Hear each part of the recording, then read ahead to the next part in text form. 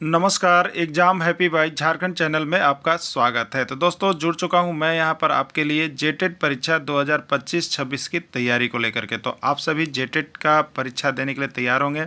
जेटेट परीक्षा बहुत जल्द होने वाली है, तो आप सभी यहां पे क्लासेज के लिए अवश्य जुड़ेंगे। आपको बताते चले, जेटेट में तैयारी को लेकर के बहुत तरह से आपके मन में कौतूहल बना हुआ होगा कि किससे तैयारी करें, कहाँ से तैयारी करें। तो आपको बताते चले, जेटेट परीक्षा में यदि आपको परचम लहराना है तो आप झारखंड राज्य के अनुमोदित पाठ्यक्रम JCERT किताब को पढ़ना कभी भी नहीं भूलेंगे। बाहर का प्रैक्टिस सेट लेकर के यदि आप पढ़ रहे हैं तो वो आपके साथ धोखा हो रहा है, ठीक है। तो आप JCERT जैक का किताब ले लीजिए, जो कि आपको झारखंड राज्य के सरकारी विद्यालयों में मिलते हैं।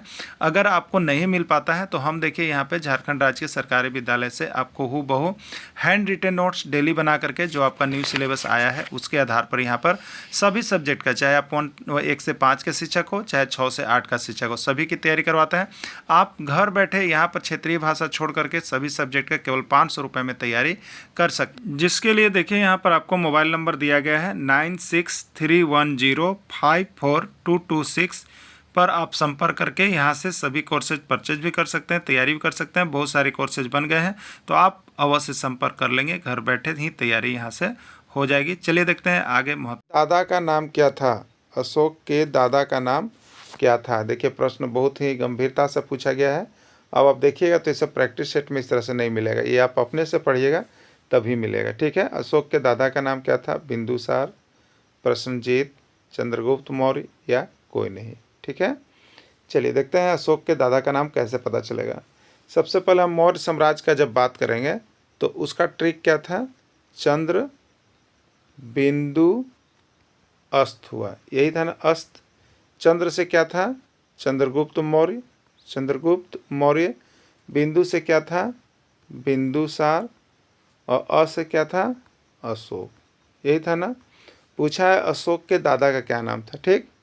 तो अशोक के पिता का नाम क्या था बताइए? जैसे चंद्रगुप्त मौर्य, उसका लड़का कौन हुआ? बिंदुसार। चंद्रगुप्त मौर्य के बिंदु के बाद मौर्य साम्राज्य के शासक बिंदुसार हो गया। बिंदुसार का लड़का कौन हुए? अशोक हुए। तो अशोक का दादा का क्या नाम हो गया? तो अशोक के पिता का नाम बिंदुसार, और अशोक के पिता का पिता उसको क्या लगेंगे? दादा लगेंगे, ठीक है। अशोक के जो पिता हुए उसके पिता अशोक कौन लगेंगे? दादा लगेंगे। तो अशोक के पिता बिंदुसार और बिंदुसार के पिता हो गए चंद्रगुप्त मौर्य, इसलिए अशोक का ये दादा हो गए और दादा का नाम हो गया चंद्रगुप्त मौर्य। देखिए प्रश्न ये आपका झारखंड टेट में पूछा हुआ है 2012 में, ठीक है। एकदम देख लीजिएगा, ये यहाँ पर जेटेट में प्रश्न इस तरह का पूछ दिया था। तो अशोक के दादा का नाम चंद्रगुप्त मौर्य हो जाएगा। बाबर का मकबरा कहाँ स्थित है? बाबर का मकबरा कहाँ स्थित है? प्रश्न यहाँ से भी रहता है, मकबरा से एक प्रश्न, ठीक है। बाबर का मकबरा कहाँ स्थित है? काबुल, दिल्ली, औरंगाबाद, कोई नहीं, ठीक है। तो बाबर का मकबरा जो है आपको काबुल में स्थित है। और देखिए, और विभिन्न शासकों का नाम का मकबरा भी आप याद कर लीजिएगा, जिससे कि आपको कहीं से मकबरा से आएगा तो आप बना लीजिएगा, ठीक है। तो उसके लिए देखिए एक ट्रिक हम यहाँ पर बना दिए हैं, जिससे कि आपको समझने में कोई परेशानी नहीं हो ना। देखिए सबसे पहले हम लिया कि मुग़ल साम्राज्य के शासक और मकबरे का नाम याद रखने का एक ट्रिक है। तो सबसे पहले मुग़ल साम्राज्य के शासक का नाम कैसे याद रखते हैं? एक क्रम से है। तो भाजपा का रैली देखते हैं ना, भाजपा सो लिखते हैं, भाजपा, तो उसी को लिखना है भाजसो, भाजसो। तो देखिए यहाँ पे लिखा हुआ है BHAJ, ठीक है, भाज। भाज का मतलब क्या है? तो बी का मतलब है बाबर, एच से मतलब है हुमायूं, ए से मतलब है अकबर, और जे से मतलब है जहांगीर, ठीक है। भाज सो, सो है, सो का मतलब यहाँ पर देखिएगा एस से है शाहजहाँ, ओ से है औरंगजेब, ठीक है। भाज सो इस तरह से लिख लेंगे हम लोग, भाज सो। इससे क्या होगा कि बाबर का भी मकबरा याद हो जाएगा, हुमायूं का भी हो जाएगा, अकबर का भी हो जाएगा, जहांगीर का, शाहजहाँ, औरंगजेब, सभी का मकबरा आपको याद हो जाएगा। और यहाँ से प्रश्न एक आता है, ठीक है। अब मकबरा, ये तो आपको क्या था? शासक के नाम याद रखने का ट्रिक था। भाजसो, भाजपा का रैली, भाजपा का सो, यानी भाजसो, इस शासक का नाम याद रखने का था, ठीक है। लेकिन अब उसके मकबरा का नाम याद रखना है, तो उसके लिए कौन सा ट्रिक आपको पड़ेगा? तो देखिए यहाँ पर एक ट्रिक है, का दी, का दी, दी याद रखिएगा, का दी, नाम क्या है? शीला, ठीक है। का दी शीला आबाद बड़ूना, का दीदी शीला आबाद बड़ूना, ठीक है। तो यहाँ पे शुरू बार का लिख देंगे, फिर दीदी में दी लिख देंगे, शीला में सी, और लाल, शिला लिख दिए, आबाद में आ और बाद, तो का दीदी शिला आबाद, ठीक है। तो ये सामने सामने लिख दिए, तो बाबर के सामने का है तो बाबर का मकबरा काबुल होगा। हुमायूं के सामने दी है तो हुमायूं का मकबरा दिल्ली होगा। अकबर के सामने सी है तो अकबर का मकबरा सिकंदराबाद होगा। जहांगीर के सामने ला है, जहांगीर का मकबरा लाहौर होगा। शाहजहाँ के आगे आ है तो शाहजहाँ का मकबरा आगरा होगा। और औरंगजेब के आगे बाद है तो औरंगजेब का मकबरा औरंगाबाद होगा, ठीक है। तो सभी का मकबरा आप लोग दिख लिए। इस तरह से आप क्या कीजिएगा, एक दो बार बना लीजिएगा, ठीक है। एक दो बार इसी तरह से सामने सामने जब आप लिख लेंगे तो आपको ये सारे का मकबरा का नाम याद हो जाएगा, जो कि आपके लिए बहुत ही इम्पोर्टेंट है। जो भी सामाजिक विज्ञान या भाषा शिक्षक की तैयारी में लगे हुए हैं उन दोनों के लिए महत्वपूर्ण ये क्लास होगा। तो हम आपके लिए देखिए यहाँ पर प्रैक्टिस सेट भी शुरू कर दिए हैं, जिससे कि आपको विभिन्न प्रश्न इधर उधर का आप देख सके। तो आपको मिल रहा है। बाकी जो न्यू सिलेबस है उसकी भी क्लासेस सभी की चल रही है, तो सभी कोई जुड़ जाइए, सभी कोई तैयारी में लग जाइए, क्योंकि परीक्षा मार्च में कंफर्म कर दिया गया है, ठीक है, कंफर्म कर दिया गया है। औरंगजेब का मकबरा कहाँ स्थित है बताइए, औरंगजेब का मकबरा कहाँ स्थित है, दिल्ली, औरंगाबाद, लाहौर या कोई नहीं, ठीक है। तो यहाँ पर देखिए औरंगजेब का मकबरा कहाँ है, देखिए यहाँ पर है ना, औरंगजेब का मकबरा औरंगाबाद है, ठीक है। तो उस ट्रिक से भी आप एक दो बार बैठा कर लिख लीजिएगा तो सबका याद हो जाएगा, और नहीं तो आप इस तरह से एक दो बार बना लीजिएगा। औरंगजेब का मकबरा औरंगाबाद स्थित है। अकबर के शासनकाल के प्रमुख गायक का नाम है, अकबर के शासनकाल के प्रमुख गायक का नाम है बैजू बाबरे, बाबा रामदेस, तानसेन या सभी, ठीक है। अकबर के शासनकाल में कौन कौन सा गायक हुए उनका नाम बताना है, ठीक है। देखिए यहाँ पर अकबर के शासनकाल में विभिन्न गायक हुए, उसका नाम देखिए यहाँ पर एक ट्रिक बना हुआ है, आप लोग याद कर लीजिएगा। यहाँ से प्रश्न आपका एग्जाम में आया हुआ था, ठीक है। तो देखिए यहाँ पर ट्रिक क्या है आपको, तो बैजू का बारात, केकर बारात चलना है, बैजू के, ठीक है। बहुत बार सुना है बैजुआ के बारात चल, ठीक। तो बैजू का बारात याद रखिएगा। और इससे क्या हो रहा है, अकबर के शासनकाल के प्रमुख गायक का नाम याद हो जा रहा है, ठीक है। तो बैजू से बैजू बाबरे, और बारात में बा से बाज बहादुर, रा से बाबा रामदास, और त से तानसेन, ठीक है। यानी बैजू बाबरे किसके दरबार में गायक थे, तो यहाँ पर बैजू बाबरे जो है आपके दरबार में गायक थे, ठीक है, अकबर के। और बारात में बाज बहादुर और रामदास और तानसेन, ये सभी किसके दरबार में थे, तो ये सभी आपके अकबर के शासनकाल के प्रमुख गायक थे, ठीक है। तो सभी का नाम याद रख लीजिएगा। तानसेन किसके दरबार का प्रमुख गायक था, तानसेन किसके दरबार का प्रमुख गायक था, बहुत बार प्रश्न आया हुआ है, बाबर का, हुमायूं का, अकबर का या सभी का, ठीक है। तो तानसेन किसके दरबार में गायक था, अकबर के दरबार में गायक था। और अकबर के दरबार के गायक का नाम याद रखने का ट्रिक क्या है, तो वो है आपका बैजू का बारात, बैजू का बारात, ठीक है। बैजू बाबरे, बाबा रामदेस, और यहाँ पर रामदास, और यहाँ पर तानसेन, ठीक है। तो ये आपका हो गया, तानसेन किसके दरबार का गायक था, तो ये आपका अकबर के दरबार में प्रमुख गायक था, ठीक है। ह्वेन-सांग किसके शासनकाल में भारत आया, ह्वेन-सांग किसके शासनकाल में भारत आया पूछा गया था। देखिए विभिन्न शासक जो किसी के शासनकाल में आए हैं वो भी आपको यहाँ से प्रश्न रहता है, ठीक है। इसीलिए हम यहाँ पे प्रैक्टिस सेट के अंतर्गत आपको करवा रहे हैं, जिसमें जहाँ तहाँ से आपको प्रश्न मिलेगा वो भी ट्रिकी करवा देंगे, जिससे कि आपके दिमाग में बहुत सारे प्रश्न डेली बनते जाएंगे, ठीक है।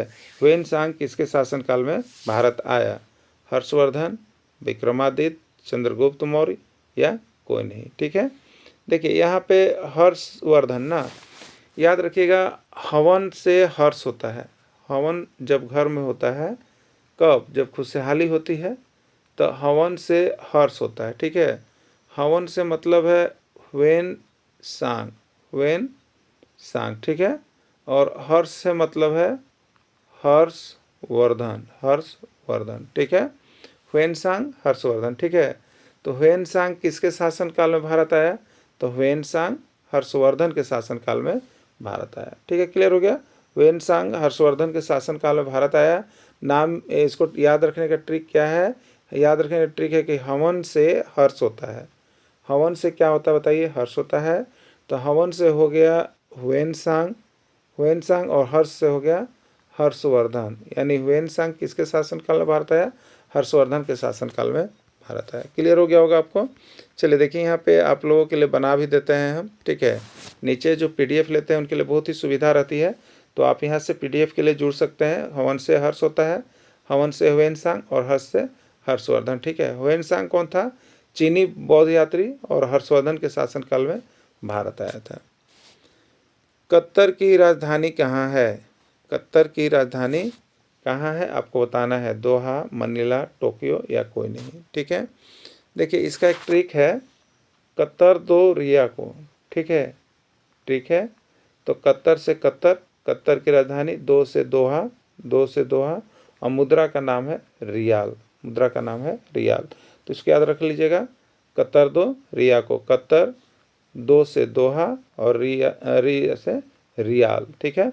तो कतर की राजधानी दोहा और उसकी मुद्रा का नाम रियाल है। कहीं से पूछेगा आप उसको बता सकते हैं। देखिए नीचे लिखा हुआ भी आपको ट्रिक बना दिया गया है, ट्रिक यहाँ पे आपको दिया गया है, ठीक है। तो कतर दो रिया को, कतर, दो से दोहा और रिया से रियाल। शक संवत का स्थापना किसने किया? शक संवत का स्थापना किसने किया? देखिए विभिन्न प्रकार के जो संवत है उसको भी याद कर लीजिएगा, और आपको यहाँ सारा नोट्स जो है आपको 6 to 10 तक से बना हुआ है, उसमें आप देखिएगा तो आपको केवल JCERT किताब झारखंड राज्य का अनुमोदित पाठ्यक्रम का बना हुआ है, बाहर का इसमें एक भी प्रश्न नहीं है। तो यहाँ से बहुत ज़्यादा जो है आपका यहाँ पर आता है प्रश्न JCERT किताब से, ठीक है। तो शक संवत का स्थापना किसने किया? तो देखिए यहाँ पे शक है, क्या लिखा हुआ है? शक, शक, ठीक है। तो स से शक संवत और क से हो जाएगा कनिष्क, ठीक है। इसी में छिपा हुआ इसका नाम, जितने भी संवत है उसमें उसका नाम पर ही बनाया गया है, ठीक है। ज़्यादातर करके कुछ का नाम इधर उधर हो सकता है। तो देखिए यहाँ पे कैसे हम याद करेंगे, कोई पूछेगा शक संवत का स्थापना किसने किया, तो स और क, शक है तो स से शक संवत और क से कनिष्क, क से कनिष्क, यानी शक संवत का स्थापना किसने किया? कनिष्क ने किया, ठीक है। विक्रम संवत का स्थापना किसने किया? विक्रम संवत का स्थापना किसने किया, ठीक है। कनिष्क ने, विक्रमादित्य ने, चंद्रगुप्त प्रथम ने, कोई नहीं, ठीक है। तब विक्रम संवत, ठीक है। विक्रम हम नहीं बताया था, नाम के साथ ही उसके संवत छिपा हुआ रहता है। तब विक्रम से हो जाएगा विक्रमादित्य, विक्रमादित्य, ठीक है। तो विक्रम संवत का स्थापना विक्रमादित्य ने की है। गुप्त संवत का स्थापना किसने किया? गुप्त संवत का स्थापना किसने किया? विक्रमादित्य, चंद्रगुप्त प्रथम, अकबर या कोई नहीं, ठीक है। तो यहाँ पर देखिए संवत के आधार पर ही नाम रहता है, अधिकतर आपको हम बताए थे। तो गुप्त से क्या बनेगा? गुप्त से बनेगा चंद्रगुप्त, चंद्रगुप्त, ठीक है। गुप्त से क्या बनेगा? चंद्रगुप्त, और ये प्रथम है, कौन है? चंद्रगुप्त प्रथम। तो गुप्त संवत का स्थापना किसने किया? चंद्रगुप्त प्रथम ने किया। नाम में ही छिपा है, गुप्त है तो चंद्रगुप्त होगा, ठीक है। विक्रम है तो विक्रमादित्य हो गया, शक है तो क से कनिष्क होगा। सबका नाम देखिए याद हो रहा है ना, होते जा रहा होगा आपको जरूर, ठीक है। आप डेली प्रैक्टिस सेट में जुड़ जाइए, यहाँ से बहुत सारा प्रश्न आपको हम करवा रहे हैं, जहाँ से जुड़ करके आप हिस्ट्री का भी देख सकते हैं, ज्योग्राफी का, पॉलिटिकल का, साथ में मिक्स क्वेश्चन भी आपको मिलते रहेगा, ठीक है। तो शाम को 7 बजे जरूर जुड़िएगा आप सभी को। चलिए अगला प्रश्न है, इलाही संवत का स्थापना किसने किया? इलाही संवत का स्थापना किसने किया? विक्रमादित्य, कनिष्क या अकबर या कोई नहीं, ठीक है। तो देखिए विक्रमादित्य तो विक्रम संवत का था, और कनिष्क तो शक संवत का है। अब यहाँ पर एक ऑप्शन बचा अकबर, तो यही इलाही धर्म किसने चलाया? अकबर ने चलाया था, ठीक है, इलाही अकबर, इसलिए इलाही संवत पर भी अकबर का ही नाम आएगा, ठीक है। तो इलाही संवत का स्थापना किसने किया? अकबर ने किया। नेक्स्ट है, सिक्का का अध्ययन क्या कहलाता है? देखिए विभिन्न प्रकार के अध्ययन जो है, यहाँ से भी प्रश्न आपका JTET में पूछा था, ठीक है। सभी प्रश्न लगभग JCERT से आए थे, लेकिन लोग नहीं पढ़ते हैं, इसीलिए कंफ्यूज रहते हैं और बहुत ज़्यादा पढ़ के जाते हैं। बहुत बड़ा चैनल से सब जुड़ के जाते हैं, जहाँ पर बहुत एडवांस पढ़ाया जाता है, और एडवांस पढ़ने के बाद वहाँ से कन्फ्यूजन भी उतना ही आता है। इसलिए शॉर्ट टर्म को पढ़ें, और JCERT का जितना प्रश्न बनता है कम से कम उसको पढ़ें, ठीक है। बाहर का ज़्यादा पढ़ने की आवश्यकता नहीं है। सिक्का का अध्ययन कहलाता है न्यूमिज्मेटिक्स, एपिग्राफी, पैलियोग्राफी या कोई नहीं, ठीक है। देखिए एक इसके लिए ट्रिक याद रखिएगा, सी न्यू, देखो हमेशा नया, सी न्यू, ठीक है। और एक ऐप है सी ऐप, तो नया देखिए, नया ऐप लाइए और अभी पढ़िए, तो अभी पैलियो, अभी पैलियो, ठीक है, याद रखिएगा। तो सी से है सिक्का, सी से क्या है सिक्का, और सिक्का का अध्ययन न्यू मिजमेटिक्स होगा, ठीक है। यह है सी से शिलालेख, और शिलालेख का एप से एपिग्राफी होगा, यानी शिलालेख का अध्ययन एपिग्राफी होता है, ठीक है। और अभी पैलियो, तो अभी से अभिलेख हो गया, अब पैलियो से पैलियोग्राफी होता है, ठीक है। तो सिक्का का अध्ययन न्यूमिज्मेटिक्स, शिलालेख का अध्ययन एपिग्राफी, और यहाँ पे आपका बच गया अभिलेख, अभिलेख का अध्ययन पैलियोग्राफी। ये तीनों में से एक प्रश्न आपका एग्जाम में एक रहेगा, ठीक है। तो सिक्का का अध्ययन क्या कहलाएगा बताइए, सिक्का का अध्ययन क्या कहलाएगा, अभी आपने देखा तो न्यूमिज्मेटिक्स कहलाएगा, ठीक है। और आगे अध्ययन देखिए, शिलालेख का अध्ययन क्या कहलाएगा बताइए, तो शिलालेख का अध्ययन तो अभी आपको बताए थे सी न्यू, सी न्यू, इससे क्या है, सी से सिक्का है और न्यू से न्यूज, न्यूमिज्मेटिक्स है, ठीक है। और शिलालेख तो आपको क्या बताए थे, सी न्यू, सी ऐप, इस सी से क्या था, शिलालेख, ठीक है, सी से था शिलालेख, और ऐप से क्या है, एपिग्राफी, एपिग्राफी। तो शिलालेख का अध्ययन क्या कहलाता है, एपिग्राफी के नाम से जाना जाता है, ठीक है। अभिलेख का अध्ययन क्या कहलाता है, अभिलेख का अध्ययन क्या कहलाता है, एपिग्राफी, पैलियोग्राफी, न्यूमिज्मेटिक्स, कोई नहीं, ठीक है। बस देखिए तीनों उसी पे बन गया है, सी न्यू, सी ऐप आ गया ना, सी ऐप, और अभी पैलियो। सी से सिक्का, सिक्का का अध्ययन न्यूमिज्मेटिक्स, सी से शिलालेख, शिलालेख का अध्ययन एपिग्राफी, अभी से अभिलेख, और पैलियो से पैलियोग्राफी, ठीक है। तो ये क्या था, ये शिलालेख का अध्ययन एपिग्राफी, अभिलेख का अध्ययन पैलियोग्राफी, और सिक्का का अध्ययन न्यूमिज्मेटिक्स होगा। तीनों को याद रख लीजिएगा। इसके लिए देखिए आपको नीचे यहाँ पर हमने ट्रिक बना दिया है, सभी कोई जुड़िए। कौन अजैव संसाधन का उदाहरण है, ठीक है, इसमें कौन अजैव संसाधन का उदाहरण है, जो अभी न्यू सिलेबस है उसमें भी हमने आपको बताया है, और देखिए वहाँ से भी प्रश्न आया हुआ है, ठीक है। इसमें कौन अजैव संसाधन का उदाहरण है, देखिए दो प्रकार का जो संसाधन हम लोग देखते हैं, एक जैव संसाधन, ठीक है, एक जैव संसाधन, और एक होता है अजैव संसाधन, ठीक है। बायोटिक और नॉन बायोटिक हो गया। देखिए अब जैव संसाधन में क्या हो गया, तो जिसमें जीव हो, जिसमें जीव हो वो जैव संसाधन है, ठीक है। जैसे मानव, मानव में जीव है, जैव संसाधन है, ठीक है। जीव जंतु जो जीवित है वो जैव संसाधन है। हरे पौधे जैव संसाधन, इसमें जीव है, ठीक है। लेकिन वैसे चीज़ जैसे पत्थर हो गया, गिलास हो गया, कपड़ा हो गया, ये सब में क्या है, जीव नहीं है। संसाधन जरूर है क्योंकि हमारी आवश्यकता की पूर्ति कर रहा है, लेकिन जीव नहीं है। तो जिसमें जीव होगा जैव संसाधन, और जिसमें जीव नहीं होगा अजैव संसाधन कहलाता है। तो देखिए यहाँ पे चट्टान, पहला ऑप्शन है चट्टान, चट्टान में जीव नहीं होता है इसलिए यह अजैव संसाधन है। पौधा, हरे पौधे में जीव होते हैं इसलिए यह जैव संसाधन का स्रोत है। जंतु, इसमें जीव होते हैं, जैव संसाधन है। और मानव, इसमें जीव होते हैं, जैव संसाधन। पूछा था अजैव संसाधन कौन है, तो राइट आंसर ये हो जाएगा। प्रधानमंत्री कौशल विकास योजना का शुभारंभ कब किया गया, ठीक है, 2013 ईस्वी, 2016 ईस्वी, 2014 ईस्वी या 2019 ईस्वी, ठीक है। तो प्रधानमंत्री कौशल विकास योजना का शुभारंभ जो है आपको यहाँ पे 2016 ईस्वी में किया गया है। नहीं तो आप देख करके और कमेंट करके हमें अवश्य बताएंगे कि इसका कब किया गया है। थार मरुस्थल कहाँ स्थित है, थार मरुस्थल कहाँ स्थित है, गुजरात, उत्तर प्रदेश, मंगोलिया या राजस्थान, ठीक है। तो थार मरुस्थल जो है आपका कहाँ स्थित है, राजस्थान में स्थित है। थार मरुस्थल कहाँ स्थित है, तो राजस्थान में आपका स्थित है थार मरुस्थल, ठीक है। तो थार मरुस्थल कहाँ स्थित है, आपके राजस्थान में स्थित है थार मरुस्थल। चलिए अगला देखिएगा, यहाँ पे अगला प्रश्न है, भूकंप की तीव्रता की माप किस पैमाने पर की जाती है, ठीक है। भूकंप की तीव्रता की माप किस पैमाने पर की जाती है, रिएक्टर पैमाना, सेल्सियस पैमाना, केल्विन पैमाना या आपका कोई नहीं, ठीक है। तो भूकंप की तीव्रता की माप किस में की जाती है, तो भूकंप की तीव्रता की जो माप है वो आपका यहाँ पर किस पे किया जाता है, तो रिएक्टर पैमाना पर, भूकंप की तीव्रता की माप किस पर की जाती है? रिएक्टर पैमाने पर, यानी बताया जाता है कि भूकंप की जो तीव्रता है उसकी इतनी है। ठीक है, भूकंप की तीव्रता की माप रिएक्टर पैमाने पर किया जाता है। चलिए अगला देखिएगा, ओजोन गैस का अणुसूत्र है। ओजोन गैस का अणुसूत्र देखिए ये जो प्रश्न आप देख रहे हैं ओजोन गैस, ये बहुत बार आया हुआ है। ठीक है, तो ओजोन गैस का अणुसूत्र O तो हो गया ऑक्सीजन का, O2 हो गया ऑक्साइड का, और O3 हो गया ओजोन का। ठीक है, तो ओजोन का रासायनिक सूत्र क्या होता है? O3। और ये ओजोन परत कहाँ पाई जाती है?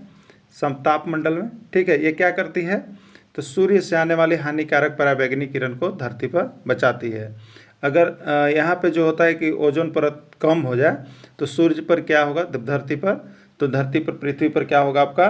तो यहाँ पर जो है तापमान बढ़ जाएगा। ठीक है, तो ओजोन गैस का मुख्य काम यही रहता है। इसमें खरीफ फसल कौन है? इसमें खरीफ फसल कौन है? चना, सरसों, मटर, धान। ठीक है, देखिए आपको जो है यहाँ पे ईवीएस के अंतर्गत 3 गो चीज़ जरूर देख लेना है। क्या देखना है आपको? खरीफ फसल, रबी फसल और जायद फसल, ये तीनों को पढ़ लेना। यहाँ से एक प्रश्न आपका रहता है। ठीक है, तो खरीफ फसल कौन है, रबी फसल कौन है, जायद फसल कौन है? देखिए, तो खरीफ फसल जो आपको यहाँ पर क्या होता है? वर्षा ऋतु में बोई जाती है। वर्षा ऋतु में बोई जाती है, वो होता है खरीफ फसल। ठीक है, और जो ठंडा में बोया जाता है वो होता है रबी फसल, और जो गर्मी में बोया जाता है वो होता है आपका जायद फसल। होता है ना? तो देखिए अब क्या होता है, तो खरीफ फसल में जस होता है। खरीफ फसल में क्या होता है? जस होता है, मतलब जून जुलाई में बोया जाता है और सितंबर अक्टूबर में काट लिया जाता है खरीफ फसल। ठीक है, तो खरीफ फसल में क्या होता है?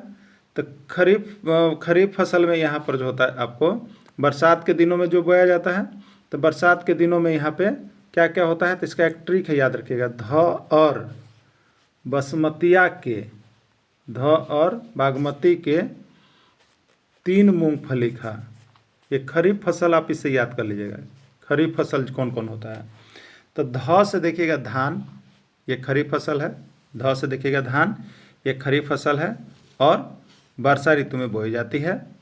अरहर, अरहर जिसको हम लोग रहर का दाल कहते हैं, ये अरहर, ये भी खरीफ फसल है। फिर देखिएगा बा से देखिएगा बाजरा ना, ग से देखिएगा गन्ना, म से देखिएगा मक्का।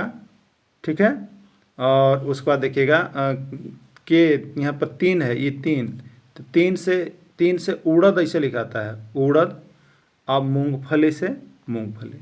ठीक है, तो ये सब जो है खरीफ फसल है, इसको आप ऐसे याद कर सकते हैं। ठीक है, देख लीजिएगा। तो खरीफ फसल एक आपको आता है, तो इसमें राइट आंसर कौन हो जाता है? खरीफ फसल कौन है? इसमें खरीफ फसल कौन है? तो आपका हो जाएगा इसका राइट आंसर धान हो जाएगा। ठीक है, चना रबी फसल है, मटर रबी फसल है, सरसों रबी फसल है। खरबूजा किस प्रकार के फसल का उदाहरण है? जो आप खरबूजा देखते हैं किस फसल का उदाहरण है? खरीफ फसल, रबी फसल, जायद फसल, कोई नहीं। बताइए खरबूजा कब आता है?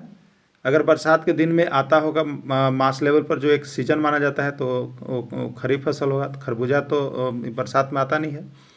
रबी फसल ठंडी में भी नहीं है। इसका सबसे जो माना जाता है वो देखिएगा मार्च अप्रैल से शुरू होता है, तो गर्मी में शुरू होता है, इसलिए ये जायद फसल में जाएगा। खरबूजा किस में जाएगा?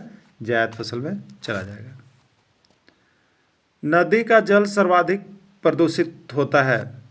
जो हमारा नदी है उसका जल कैसे सबसे अधिक प्रदूषित होता है, ये प्रश्न पूछा जा रहा है। ठीक है, नदी का जल सबसे अधिक प्रदूषित कैसे होता है? मिट्टी में कीटनाशक के प्रयोग से, पर्वतीय जल से, बर्फ पिघलने वाले जल से, कोई नहीं। कैसे होता है? ठीक है, तो देखिए नदी का जल तो पर्वतीय जल से प्रदूषित नहीं होता है। पर्वतीय जल तो शुद्ध जल होते हैं, ये अच्छे माने जाते हैं। बर्फ पिघलने वाले जल से, तो इससे भी नदी का जल प्रदूषित नहीं होता है। ठीक है, ये तो जल को शुद्ध करते हैं। अब यहाँ पर एक ऑप्शन बचा मिट्टी में कीटनाशक के प्रयोग से। देखिए ये इसका बेस्ट ऑप्शन है, क्योंकि हमने मिट्टी में हम लोग क्या करते हैं, जब कृषि करते हैं या कोई भी कचरा होता है उसको हम लोग ज़मीन फेंक देते हैं।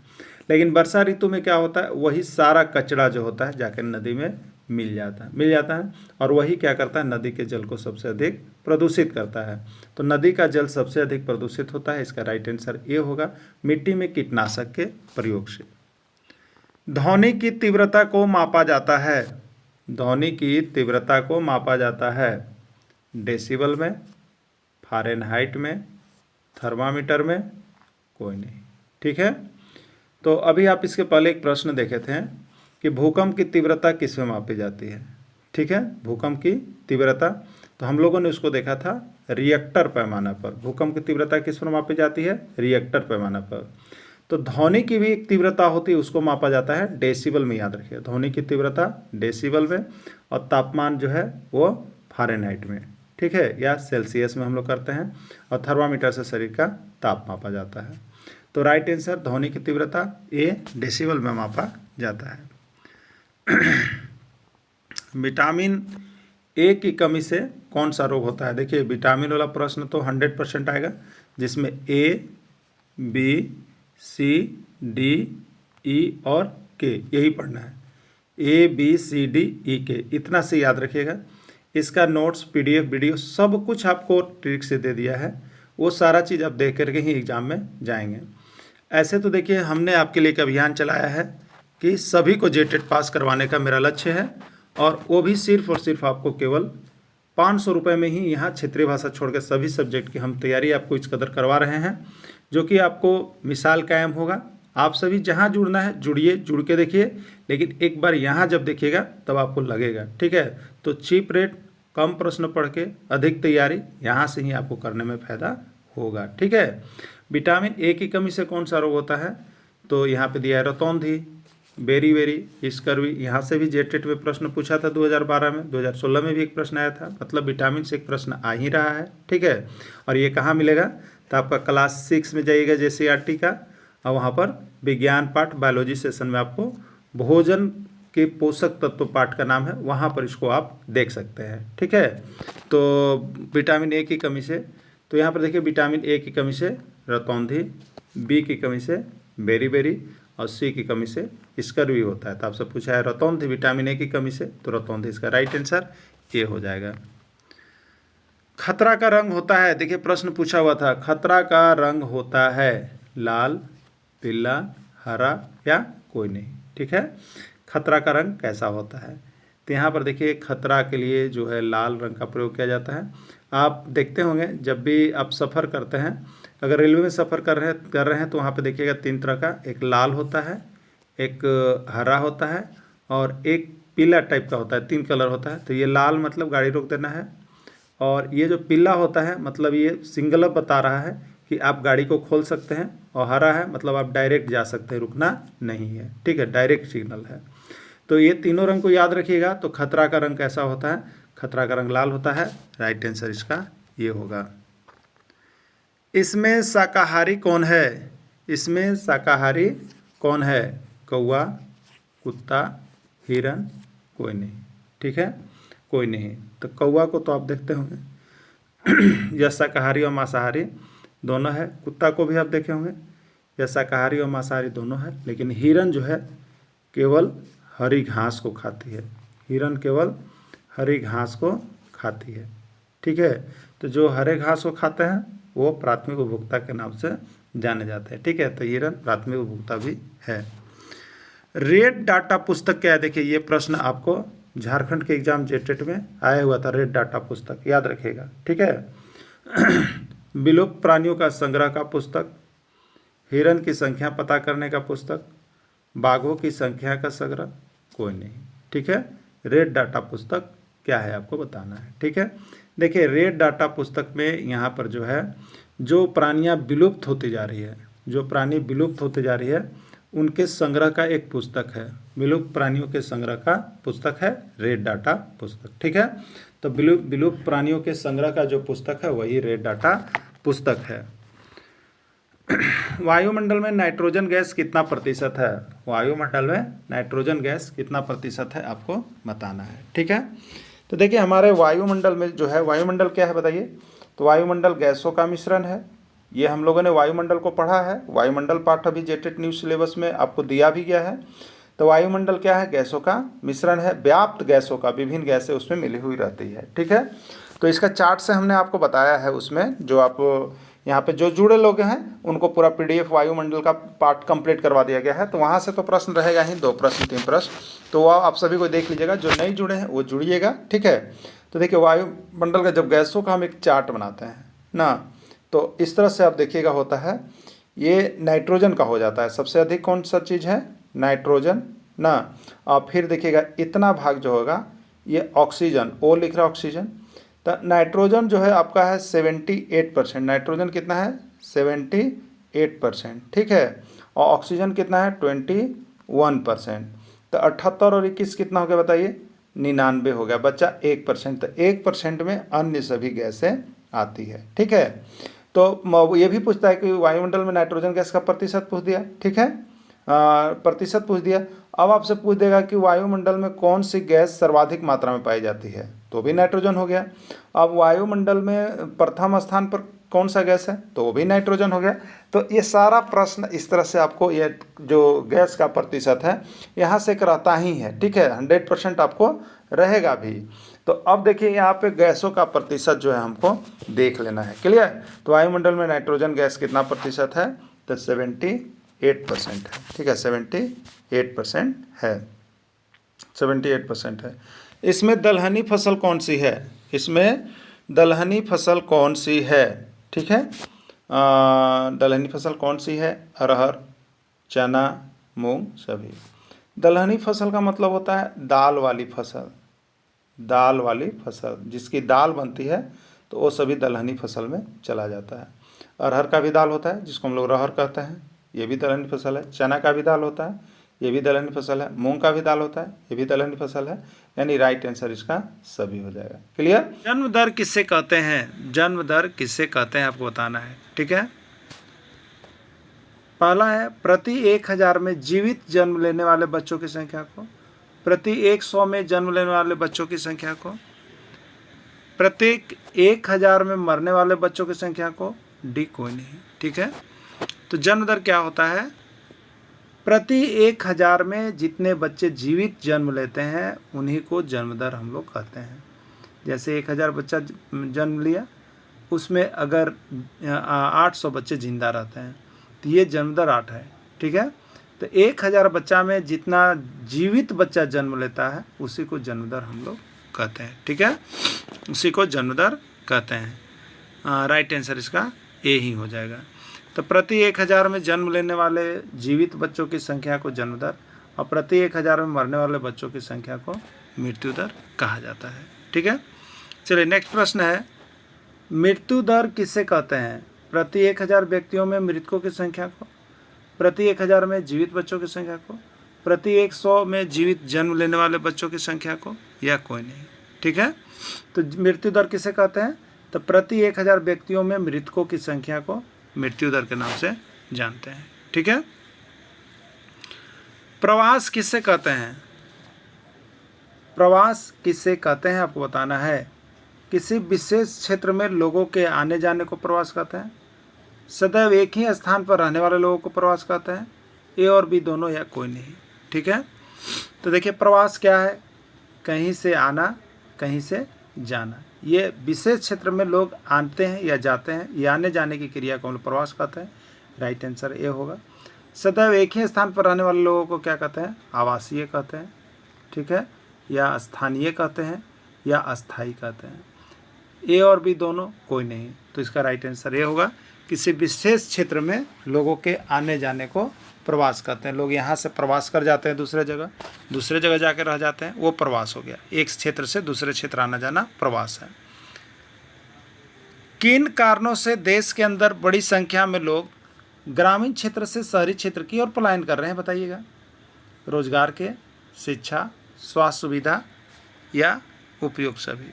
ठीक है, तो देखिए देश के अंदर बड़ी संख्या में लोग ग्रामीण क्षेत्र से शहरी क्षेत्र की ओर पलायन कर रहे हैं, जा रहे हैं।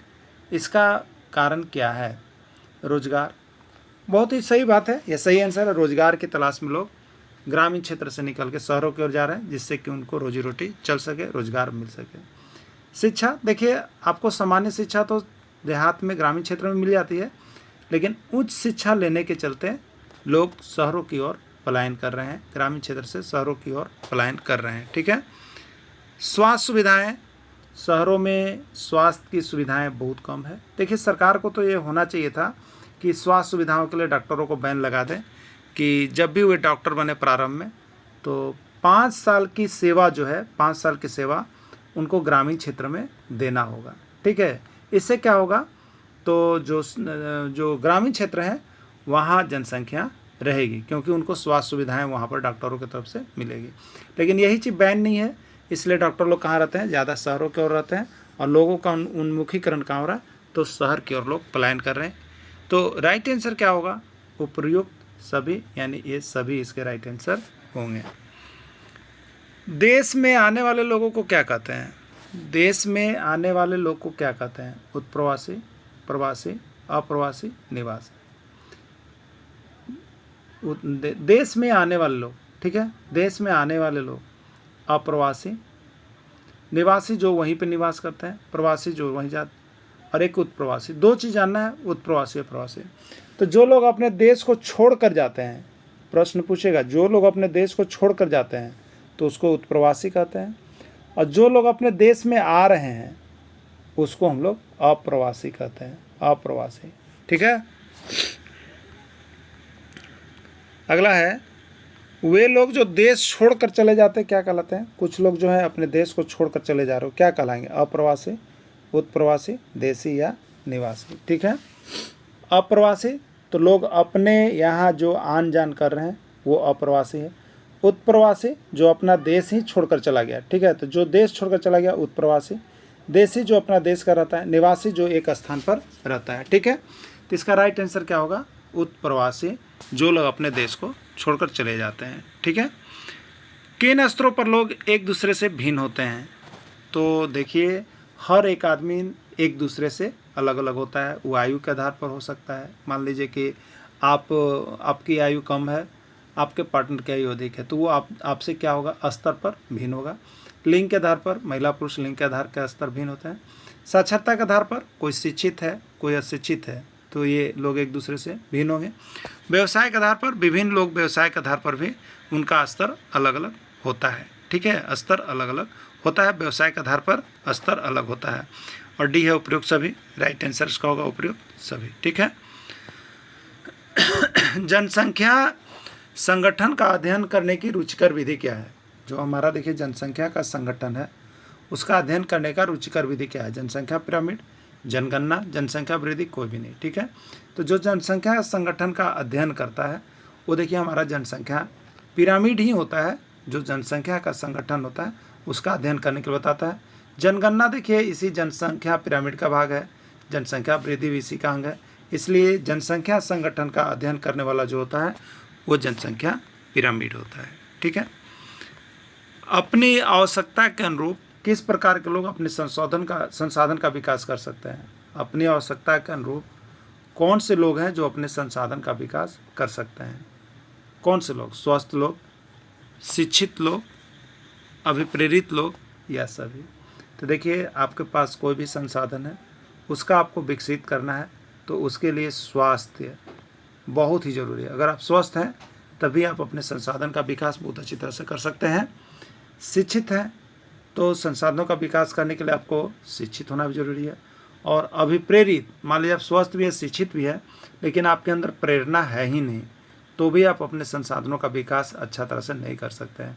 यानी स्वस्थ भी होना चाहिए, शिक्षित होना चाहिए और उसके लिए उसको अभिप्रेरित भी होना चाहिए, तभी जा कर के यह जो होता है आपको प्रेरणा होती है। यानी राइट आंसर डी इसका सभी होगा। तो अपनी आवश्यकता के अनुरूप किस प्रकार के लोग अपने संसाधनों का विकास कर सकते हैं, तो स्वस्थ लोग भी करेंगे, शिक्षित लोग भी करेंगे, अभिप्रेरित लोग भी करेंगे। यानी राइट आंसर इसका डी होगा। सभी ऐसे लोग जो है वो सभी लोग यहाँ पर संसाधन का विकास कर पाएंगे।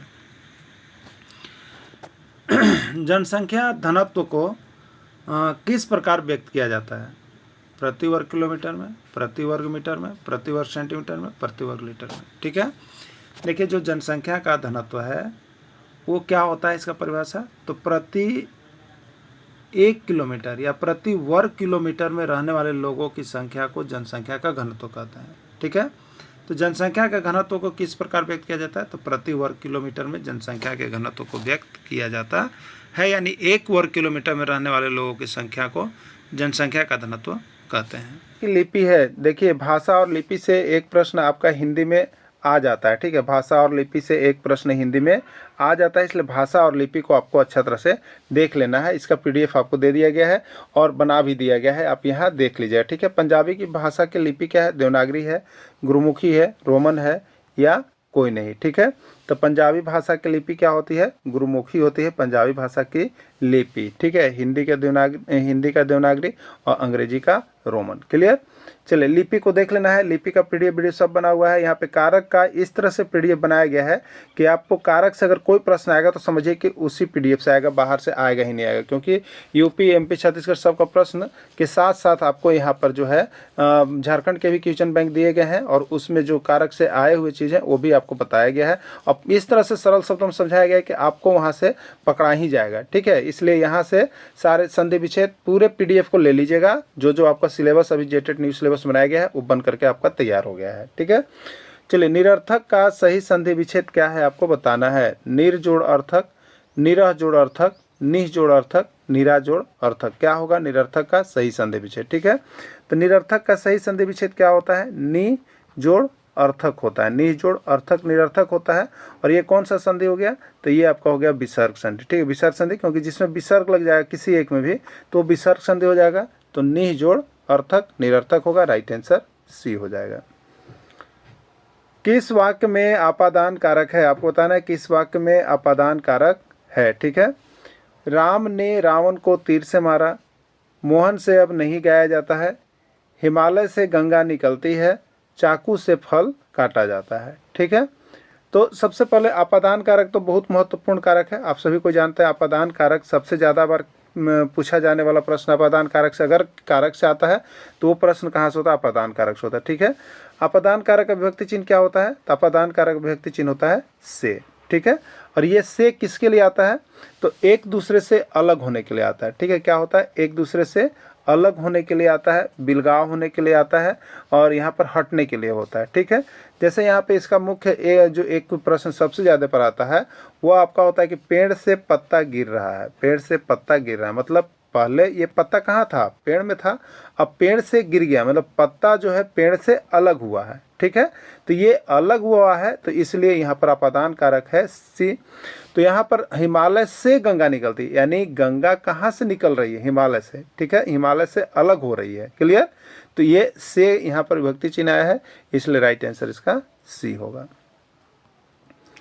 जो शास्त्र हमें शब्दों और वाक्यों के शुद्ध प्रयोग की जानकारी देता है वह कहलाता है। वैसा शास्त्र जो हमें शब्दों और वाक्यों को शुद्ध प्रयोग की जानकारी देता है वह कहलाता है भाषा, लिपि, व्याकरण, कोई नहीं, ठीक है।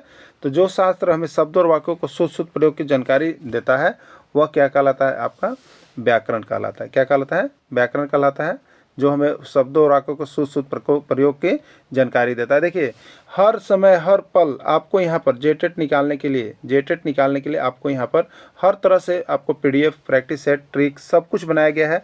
और 1 to 5 शिक्षक की यदि आप तैयारी कर रहे हैं तो आपका 100% सब कुछ तैयार हो गया। आप यहाँ से जुड़ करके ले लीजिए और सारे सब्जेक्ट का पीडीएफ खरीद लीजिएगा। और JCERT किताब से हूबहू आपका प्रश्न यहाँ पर एग्जाम में आने जा रहा है, जो कि झारखंड राज्य का अनुमोदित पाठ्यक्रम का होगा, ठीक है। तो आप सभी यहाँ से लेकर के सारे कुछ पढ़ करके ही जाएंगे। एग्जाम से अगर 2 दिन पहले भी आपको मिलता है तो आप यहाँ से पढ़ें और ले करके पीडीएफ जरूर देख करके जाएं, जिससे आपका यहाँ पर स्कोर बहुत ज़्यादा आपका बढ़ेगा। क्योंकि हैंड रिटन नोट्स आपको हर संभव ऐसे प्रश्नों को केवल बनाता है जो आपके एग्जाम से रिलेटेड है, एग्जाम में आए हुए हैं, ठीक है। चलिए अगला है निराशा का सही संधि विच्छेद है। निराशा का सही संधि विच्छेद क्या होगा आपको बताना है, ठीक है। नीरा जोड़ आशा, नीर जोड़ आशा, निह जोड़ आशा, निरह जोड़ आशा, ठीक है। निराशा का सही संधि विच्छेद क्या होगा, ठीक है। तो निराशा का सही संधि विच्छेद क्या होता है? तो निह जोड़ आशा होता है, निह जोड़ आशा यानी हो जाता है निराशा, ठीक है। क्या हो जाता है? निराशा, निह जोड़ आशा, क्लियर। तो निह जोड़ आशा इसका सही संधि विच्छेद होगा, राइट आंसर सी हो जाएगा, विसर्ग संधि होगा।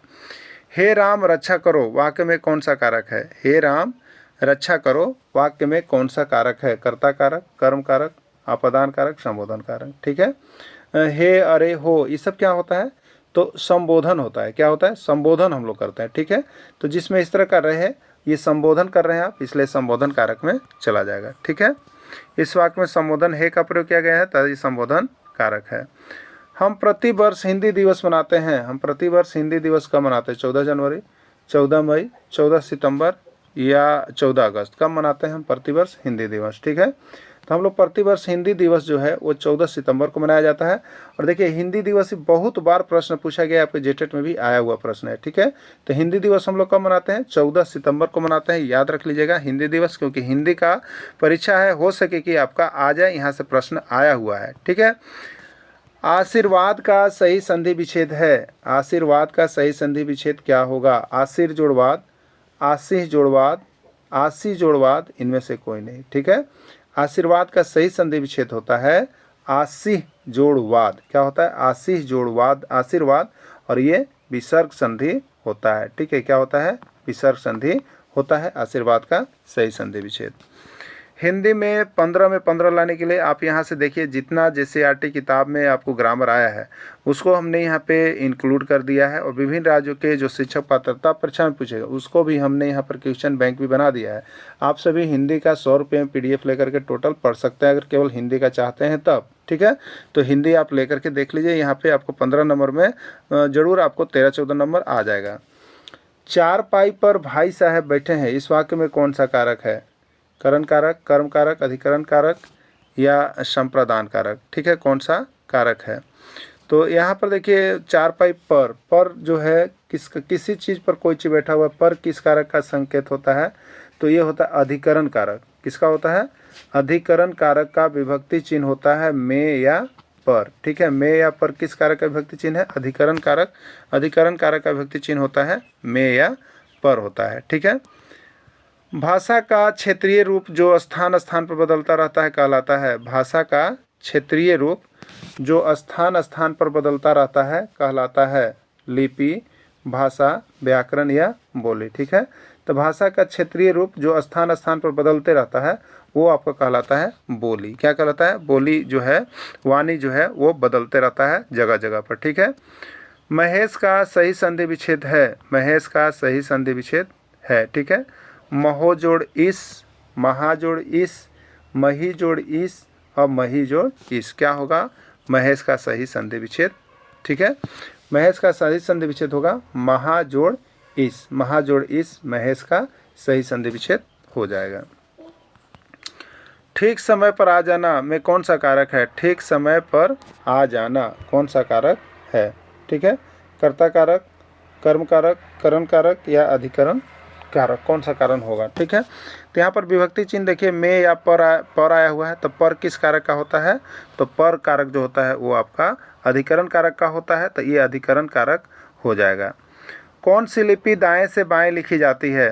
कौन सी लिपि दाएं से बाएं लिखी जाती है? ठीक है, दाएं से बाएं कौन लिखा जाता है बताइए? उर्दू, ठीक है, लिखा जाता है उर्दू, उर्दू लिखा जाता है ना, ठीक है, दाएं से बाएं लिखा जाता है उर्दू। तो उर्दू की लिपि क्या है बताइए? फारसी है, फारसी है, तो फारसी यानी उर्दू की लिपि फारसी, तो फारसी लिपि जो है वो दाएं से बाएं लिखी जाती है। ठीक है, अन्वय का सही संधि विच्छेद है। अन्वय का सही संधि विच्छेद क्या होगा आपको बताना है। अन्वय का सही संधि विच्छेद अनु जोड़ अ, अनु जोड़ आय, अनु जोड़ अ, अन्वय। ठीक है, क्या होगा? अन्वय का सही संधि विच्छेद। ठीक है, अन्वय का सही संधि विच्छेद जो होता है वो आपका होता है अनु जोड़ अ होता है। ठीक है, अनु जोड़ अ होता है, ये आपका होता है अन्वय। ठीक है, राइट आंसर इसका ए हो जाएगा। ठीक है, अनु जोड़ अ अन्वय। बाद दिखाई देना, बहुत दिन बाद दिखाई देना मुहावरा का सही अर्थ क्या है? अब तब होना, कोसों दूर होना, गुदड़ी का लाल होना या ईद का चांद होना। ठीक है, बहुत दिन बाद दिखाई देना मुहावरा का सही अर्थ होता है आपका ईद का चांद होना, मतलब बहुत दिन बाद दिखाई देता है। ठीक है, चंचल का विलोम शब्द क्या है? जंगम, दंगल, स्थिर या प्रारंभ। ठीक है, चंचल मतलब क्या होता है? चंचल माने चंचल हो गया, ठीक है, कि हर समय इधर उधर दिमाग भटकते रहना, लेकिन उसका उल्टा होता है स्थिर, एक जगह स्थिर करके काम करने वाला। तो चंचल का विलोम शब्द स्थिर होता है। नमक शब्द से विशेषण कौन सा बनेगा आपको बताना है। नमक शब्द से विशेषण बनेगा नमकीला, नमकीन, नमन या कोई नहीं। ठीक है, तो नमक शब्द से कौन सा विशेषण बनेगा? नमकीन बनेगा। ठीक है, कौन सा विशेषण बनेगा? नमकीन है, नमक का विशेषण नमकीन होगा। अपमान शब्द से विशेषण बनेगा। देखिए आपको बता देते हैं, ये विशेषण बनने वाला एक एक जो प्रश्न है आपका आता है। ठीक है, विशेषण बनने वाला एक प्रश्न जो है आपका आता है। तो अपमान शब्द से कौन सा विशेषण बनेगा? यहाँ पे अपमानित बनेगा। ठीक है, अपमान शब्द से कौन सा विशेषण बनेगा? अपमानित बनेगा। ठीक, चलिए धन शब्द से कौन सा विशेषण बनेगा? धनी, धनाढ़, धनवान या कोई नहीं। धन शब्द से कौन सा विशेषण बनेगा? तो धन शब्द से जो विशेषण बनेगा वो आपका धनवान बन जाएगा। ठीक है, सुरेश ने कहा मनोज अब जवानी की ओर जा रहा है। सुरेश ने कहा कि मनोज अब जवानी की ओर जा रहा है। इस वाक्य में भाववाचक शब्द कौन है? ठीक है, सुरेश क्या है बताइए? सुरेश संज्ञा है। मनोज क्या चीज़? संज्ञा है। और जवानी क्या चीज़ है बताइए? अवस्था है। अभी आपको इसका पहले प्रश्न आया था, अवस्था है। तो जो अवस्था को बता रहा होगा वो भाववाचक संज्ञा में जाएगा। ठीक है, तो अवस्था ये भाववाचक संज्ञा है और जवानी जो है ये क्या है? आपका भाववाचक शब्द है। ठीक है, तो भाववाचक शब्द इसमें कौन हुआ? जवानी।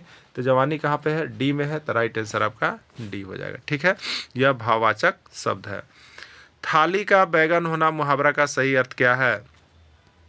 थाली का बैगन होना मुहावरा का सही अर्थ क्या है? कष्ट देना, जिसका अपना कोई विचार नहीं हो, उदार होना, व्यंग वचन बोलना। ठीक है, तो थाली का बैगन होना मतलब जिसका अपना कोई विचार नहीं हो, घूमते रहना, दूसरे के विचार पर काम करते रहना। ठीक है, दीर्घायु का विलोम शब्द है अल्पच, सर्वायु, मोक्ष या अल्पायु। दीर्घायु का विलोम शब्द क्या होता है? ठीक है, दीर्घायु जिसका लंबा आयु हो और अल्पायु मतलब जिसका आयु कम हो। तो दीर्घायु का विलोम शब्द अल्पायु होता है। अंधों में काना राजा मुहावरा का सही अर्थ क्या है? अंधों में काना राजा मुहावरा का सही अर्थ क्या है? मूर्खतापूर्ण व्यवहार, लज्जित होना, मूर्खों में थोड़ा समझदार या कोई नहीं। ठीक है, तो अंधों में काना राजा का है मूर्खों में थोड़ा समझदार व्यक्ति को होना ही कहते हैं अंधों में काना राजा है। ठीक है, अपना उल्लू सीधा करना मुहावरा का अर्थ क्या है? सबसे अलग रहकर काम करना, अपना स्वार्थ पूरा करना, स्वयं अपना अहित करना, कोई नहीं। ठीक है, अपना उल्लू सीधा करना मुहावरा का सही और शाब्दिक अर्थ है यहाँ पर अपना उल्लू सीधा, अपना स्वार्थ पूरा करना। ठीक है, चलिए अगला, अपनी खिचड़ी अलग पकाना। अपनी खिचड़ी अलग पकाना मुहावरा का सही अर्थ क्या? देखिए मुहावरा से आपका 2 प्रश्न आपके एग्जाम में रहेगा, नहीं तो एक प्रश्न आपका फिक्स रहेगा जेटेट न्यू सिलेबस में, या आप 2012-2016 किसी में देखे होंगे, यहाँ पर मुहावरा से एक प्रश्न रहता ही है, आपका भी रहेगा। मुहावरा सबको देख लीजिएगा। ठीक है, अपनी खिचड़ी अलग पकाना मुहावरा का सही अर्थ क्या है? सबसे अलग रहकर काम करना, अपना स्वार्थ पूरा करना, स्वयं अपना अहित करना या कोई नहीं। ठीक है, तो अपना खिचड़ी अलग पकाना मतलब सबसे अलग रहकर काम करना, इसका अर्थ हो गया। ठीक है, अगला है राम मोबाइल चोरी करके भागा है। राम मोबाइल चोरी करके भागा है, इसमें रेखांकित शब्द में कौन सी संज्ञा है? ठीक है, देखिए राम मोबाइल ये रेखांकित शब्द है, मोबाइल संज्ञा है, संज्ञा है ये तो जरूर है मोबाइल, लेकिन ये पूरे मोबाइल जाति का बोध करा रहा है। अगर यहीं पर रहता नोकिया का मोबाइल है, ठीक है, राम नोकिया मोबाइल चोरी करके भागा, तो नोकिया मोबाइल का नाम हो जाता, तो ये व्यक्तिवाचक में जाता, लेकिन मोबाइल क्यों लिख दिया? तो ये संज्ञा और ये जो है आपका चला जाएगा किस में? तो ये आपका चला जाएगा जाति वाचक में। ठीक है, पियाजे के अनुसार संज्ञानात्मक बाल विकास की कितनी अवस्थाएं हैं बताइए? पियाजे साहब को हमने बोला था, क्या बोला था आप सभी को, कि आप सभी छोड़ के नहीं जाइएगा, नहीं तो पियाजे आपको छोड़ के आ जाएंगे। तो पियाजे के अनुसार संज्ञानात्मक बाल विकास की कितनी अवस्थाएं आप सभी बताइएगा? तो बाल विकास की 4 अवस्थाएं हैं। ठीक है, 4 अवस्थाएं हैं। ठीक है, उसको याद करने के लिए हमने अभी आपको बताया था, क्या बताया था? सबने पूरी की मूर्ति आपकी, सबने पूरी की मूर्ति आपकी। देखिए इसी का सबने, स से संवेदी गामक अवस्था होता है जन्म से 2 वर्ष, और पूरी में पू से पूर्व संक्रियात्मक अवस्था होता है सेकेंड वाला, और मूर्ति में मुँह से मूर्त संक्रियात्मक अवस्था है थर्ड वाला, और मूर्ति पूरी में यहाँ पर औपचारिक या अमूर्त संक्रियात्मक अवस्था होगा, ये चौथा स्टेज हो गया। ठीक है, याद कर लीजिएगा सभी को, यहाँ से प्रश्न छोड़ के नहीं जाइएगा, भर के यहाँ से प्रश्न देगा, छोड़ के जाइएगा तो निराश होकर आइएगा, इसलिए पकड़ लीजिएगा इसको। ठीक है, पियाजे की प्रथम अवस्था किस नाम से जानी जाती है बताइए? पूर्व संक्रियात्मक अवस्था, मूर्त संक्रियात्मक अवस्था, औपचारिक संक्रियात्मक अवस्था या संवेदी गामक अवस्था। ठीक है, क्या होता है? तो पियाजे के लिए ट्रिक क्या बोले थे आपको कि सबने पूरी की मूर्ति आपकी, तो सबने में स और सस होता है संवेदी गामक अवस्था या पेशीय अवस्था हम लोग जिसको कहते हैं। ठीक है, तो राइट आंसर इसका डी हो जाएगा। पियाजे के अनुसार 7 से 11 वर्ष की अवस्था क्या कहलाती है? पियाजे के अनुसार 7 से 11 वर्ष की अवस्था क्या कहलाती है बताइए? 7 से, तो अवस्था कैसे आप लोग याद किए हैं? तो 0 से 2, फिर 2 से 7, फिर 7 से 11। और क्या होता है? सबने पूरी की मूर्ति आपकी। ठीक है, संवेदीगामक अवस्था, यहाँ पे पूरी पूर्व संक्रियात्मक अवस्था, मूर्ति में मुंह से मूर्त संक्रियात्मक अवस्था, और ये ऊपर जाइएगा तो अमूर्त, तो ये मूर्त संक्रियात्मक अवस्था हो गया।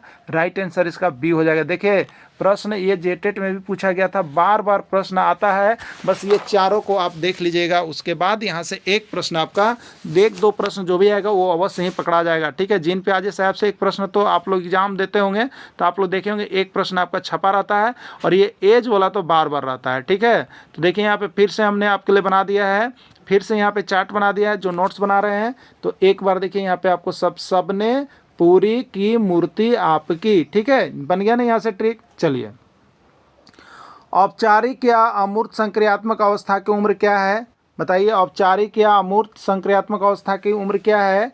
तो जन्म से 24 माह, ये तो आपको शुरू से है, इसलिए संवेदीगामक अवस्था या इसको पेशीय अवस्था भी कहते हैं। ठीक है, पूरी यानी पूर्व संक्रियात्मक अवस्था जिसको 2 से 7 वर्ष कहते हैं।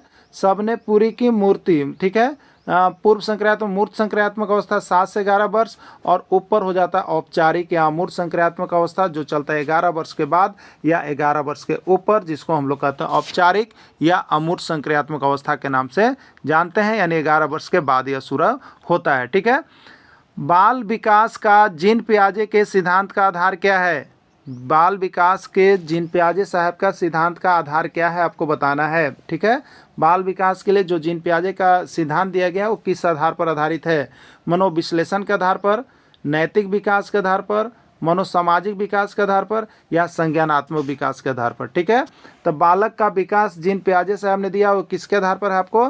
तो संज्ञानात्मक विकास के आधार पर दिया गया है। ठीक है, तो जीन पियाजे साहब ने बाल विकास के कौन सा सिद्धांत का आधार दिया है? तो संज्ञानात्मक विकास का आधार दिया है। ठीक है, देखिए यहाँ पे लिख दिए हैं, मनोविश्लेषण का सिद्धांत सिगमंड फ्राइड ने दिया है, नैतिक विकास का सिद्धांत कोहलवर्ग ने दिया है, मनोसामाजिक विकास का सिद्धांत एरिक्सन ने दिया है, और संज्ञानात्मक विकास का सिद्धांत जीन पियाजे साहब के द्वारा दिया गया है। याद रखिएगा, सिद्धांत याद रखिएगा, आपका प्रश्न में यहाँ से छप रहा है। ठीक है, चलिए अगला प्रश्न आया हुआ था, देखिए संज्ञानात्मक विकास का पिता किससे कहा जाता है? स्टैनली हॉल को, प्रेयर को, पियाजे को, वांस्टन को। ठीक है, तो संज्ञानात्मक विकास का पिता किसको कहा जाता है? पियाजे को कहा जाता है। देखिए अभी इसके बाद जो हम लोग यहाँ पर ऑब्जेक्टिव को भी करेंगे, ठीक है, ऑब्जेक्टिव भी कर रहे हैं, इसका और टॉपिक चलेगा जिसमें आपको ऑब्जेक्टिव होगा, तो उस ऑब्जेक्टिव में हम आपको दिखाएंगे कि किस राज्य में कहाँ से प्रश्न पूछा गया है जीन पियाजे का। इसलिए आप सभी जुड़े रहिएगा। जो चैनल को सब्सक्राइब नहीं किए चैनल को सब्सक्राइब कर लीजिए। जेटेट के लिए आपको हम यहाँ पे आपके अनुसार JCERT किताब से हैंड रिटेन नोट्स बना के आपको प्रोवाइड कर रहे हैं, जो कि आप कम पढ़ के ज़्यादा अंक उठाइएगा, हूबहू प्रश्न यहाँ से भिड़ेगा। ठीक है, इसलिए आप सभी को जैसे ही मिलता है आप यहाँ से फ़ोन करके ज़रूर जुड़ जाइए। बहुत ही चीप रेट पर आपको सारे PDF वीडियो और क्लासेज मुहैया करवा जा रही है, सिर्फ और सिर्फ 500 रुपये में। तो आप यहाँ से जुड़ करके अवश्य तैयारी कीजिएगा। मोबाइल नंबर आपको दिया गया है, नहीं तो एक बार मोबाइल नंबर आप लिख लीजिएगा, 9631054226 पर आप संपर्क कर सकते हैं, और यहाँ से जुड़ करके आप तैयारी कीजिएगा, जिससे आपको यहाँ पर रिजल्ट 100% होगा। इसलिए आप सभी अभी का अवश्य जुड़िएगा। ठीक है, चलिए पूर्व संक्रियात्मक अवस्था है, बताइए पूर्व संक्रियात्मक अवस्था क्या है बताइए? तो पूर्व संक्रियात्मक क्या था? सबने में स से संवेदीगामक अवस्था, ये 0 से 2 वर्ष था।